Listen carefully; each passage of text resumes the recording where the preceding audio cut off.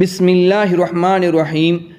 رسول اللہ صلی اللہ علیہ وسلم جب اللہ کے حکم سے مدینہ کی طرف ہجرت فرمانے لگے تو سب سے پہلے آپ قباء مقام پر پہنچے اور قباء مقام پر آپ 4 دن ٹھہرے اور آپ نے وہاں مسجد قباء بھی تعمیر فرمائی اور 5ویں دن یعنی جمعہ کے دن آپ مدینہ کی طرف روانہ ہوئے۔ مدینہ کے لوگ ایسے جانثار تھے کہ سب سڑکوں پر کھڑے ہیں، اور جب آپ کی اونٹنی کو دیکھا تو سارے لوگ آپ کی اونٹنی سے چمٹ رہے ہیں اور کہہ رہے ہیں انت الفینا انت الفینا، حضور آپ ہمارے پاس رکیے، حضور آپ ہمارے پاس رکیے، ہم آپ پر اپنی اولاد مال و دولت سب کچھ قربان کر دیں گے، حضور آپ ہمارے پاس رکیے۔ جب حضور صلی اللہ علیہ وسلم نے یہ ذوق شوق دیکھا تو آپ نے فرمایا فَاتْرُكُوهَا إِنَّهَا مَأْمُورَةٌ، میری اونٹنی کو کوئی نہ روکے، کوئی نہ پکڑے، یہ اللہ کی طرف سے معمور ہے، جہاں اللہ کا حکم ہوگا وہاں یہ اونٹنی بیٹھ جائے گی، اور جہاں یہ اونٹنی بیٹھے گی میں خود بخود اس کا مہمان بن جاؤں گا،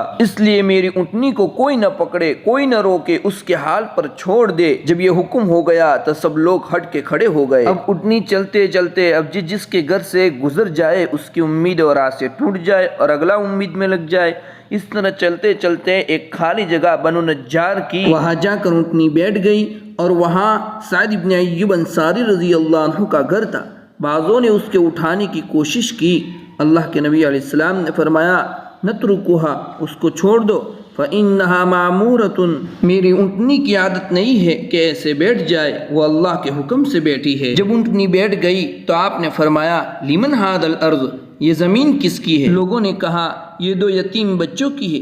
پھر آپ نے ان دونوں کو بلایا اور کہا یہ زمین بیچو گے؟ تو 2 بچوں نے کہا ہی لک یا رسول اللہ، ہم جانتے ہیں ہم یتیم ہیں، ہم غریب ہیں، لیکن آپ مدینے میں آئے ہیں، سب کچھ آپ پر قربان ہے، یہ سب آپ کا ہے۔ تو آپ نے عرض کیا میں اس زمین پر اللہ کا گھر بنانا چاہتا ہوں اور میں یہ زمین ایسے ہی نہیں لینا چاہتا۔ پھر 2 یتیم بچوں نے کہا جیسے آپ چاہے، اپنے جیبی خرچ سے اللہ کے نبی صلی اللہ علیہ وسلم نے پیسے دیے اور یہ زمین خریدی۔ اب فوراً حضور صلی اللہ علیہ وسلم نے حکم دیا کہ مسجد بناؤ، اور ابو ایوب انصاری رضی اللہ عنہ کو فرمایا کہ ہم تمہارے مہمان اس لیے کہ گھر تمہارا زیادہ قریب ہے اور تمہارا نصیب ایک اونٹنی تمہارے گھر کے قریب بیٹھی۔ اس زمین میں کچھ مشرکین کی قبریں تھی، اس کو پاٹ دیا، کچھ کھجور کے درخت بھی تھے، اسے کٹوا دیا اور زمین ہموار کر دی۔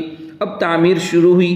صحابہ رضی اللہ عنہ کے پاس پیسے نہیں تھے تو وہ مزدور تو کہاں سے لاتے، اس لیے خود صحابہ رضی اللہ عنہ مسجد کی تعمیر کر رہے تھے۔ نبی کریم صلی اللہ علیہ وسلم پتھر اٹھا اٹھا کر لا رہے تھے۔ بخاری شریف کی روایت ہے کہ خباب بن ارت رضی اللہ عنہ 2 پتھر لے کر آ رہے تھے تو اللہ کے نبی صلی اللہ علیہ وسلم نے فرمایا خباب تکلیف ہوتی ہوگی؟ انہوں نے فرمایا نہیں یا رسول اللہ صلی اللہ علیہ وسلم، کوئی تکلیف نہیں، ایک میری طرف سے اور ایک آپ کی طرف سے۔ کیا صحابہ تھے، کیسے جذبات تھے۔ اور اللہ کے نبی صلی اللہ علیہ وسلم پڑھتے جا رہے تھے اللہم لا خیر الا خیر الآخرہ فاغفر للانصار والمہاجر، اے اللہ کوئی بلائی نہیں ہے مگر آخرت کی بلائی، پس تو انصار اور مہاجرین کی مغفرت فرما۔ اللہ کے نبی صلی اللہ علیہ وسلم کی اس طرح مسجد تعمیر ہوئی، اور یہ اللہ کے نبی صلی اللہ علیہ وسلم کی مسجد کچی تھی لیکن ان کے نمازی پکے تھے، اتنے پکے کہ ان کی 2 رکعت پر زندگی کے مسئلے حل ہو جاتے تھے، جبکہ آج ہماری مسجد شاندار ہے، کروڑوں کی ہے، لیکن ہمارا ایمان کچا ہو گیا جس کی بنیاد پر ہمارے مسئلے حل نہیں ہو رہے۔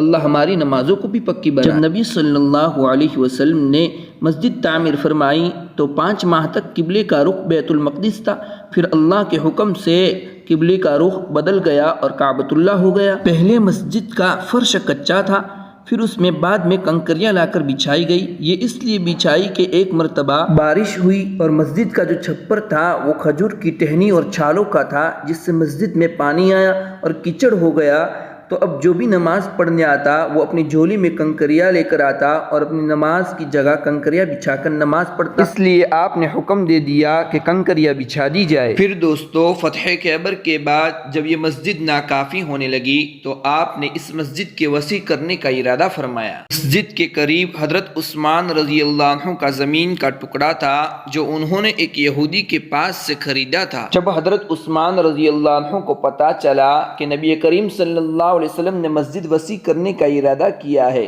تو آپ حضرت کے پاس پہنچے اور نبی کریم صلی اللہ علیہ وسلم سے کہا کہ آپ میری یہ زمین کا ٹکڑا جنت کے ایک ٹکڑے کے بدلے میں لے لیجئے، تو نبی کریم صلی اللہ علیہ وسلم نے اس ٹکڑے کو لے لیا۔ نبی کریم صلی اللہ علیہ وسلم نے ارشاد فرمایا، میری یہ مسجد نبوی سینا کے مقام تک پہنچ جائے، میری مسجد نبوی ہی رہے گی۔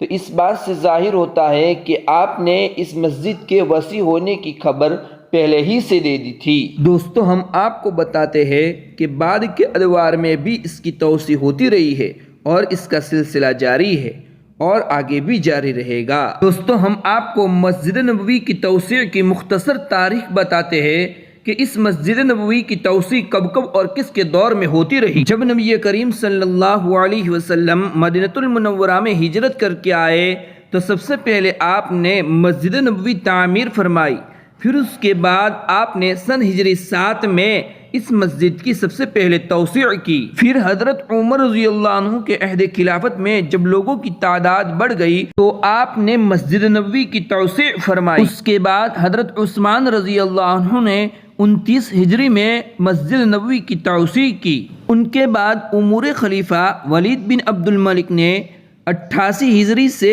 91 ہجری تک غیر معمولی مسجد نبوی کی توسیع کی۔ پھر امیہ اور عباسیہ خلافت میں مسجد نبوی کی تھوڑی تھوڑی توسیع ہوتی رہی۔ پھر ان کے بعد تاریخ کے مطابق ترکوں نے نئے سرے سے مسجد نبوی کی تعمیر کی اور اس میں سرخ پتھر بھی لگوائے۔ جب حج اور عمرہ کرنے والے اور زائرین کی تعداد بڑھتی گئی اور یہ توسیع بھی ناکافی رہی تو سعودی حکومت نے قرب و جوار کے مکانات کو خرید کر کے ان کو منہدم کر کے مسجد نبوی کی توسیع کی، جو آج تک کی سب سے بڑی توسیع مانی جاتی ہے۔